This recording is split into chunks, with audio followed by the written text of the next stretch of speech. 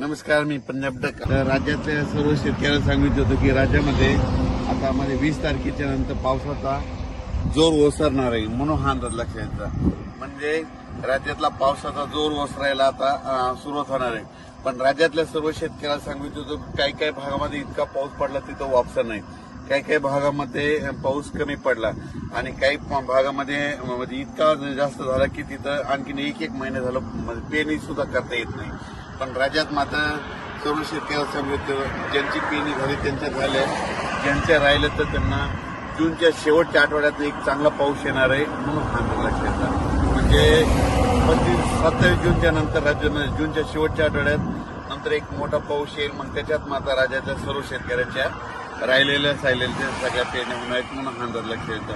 तसा पाऊस थोडा चालूच राहणार आहे. स्थानिक वातावरण तयार होऊन पाऊस राहील, पण राज्यात असा जी इतका मोठा पाऊस पडत होता त्याचा पाऊस आता कमी होणार आहे, म्हणून हा अंदाज लक्षात येतो. सरी मात्र येत राहतील. म्हणजे आणखी 2-4 दिवस मध्ये एकदम बंद होणार नाही, पण सरी चालत राहील. भाग बदलत पडणार आहे आता, म्हणजे सर्वदूर पडणार नाही, भाग बदलत तरच पाऊस राहणार आहे, म्हणून हा अंदाज लक्षात येतो. राज्यातल्या सर्व शेतकऱ्यांना सांगू इच्छितो याच्यानंतर मग पाऊस असा चांगला मोठा कधी येईल.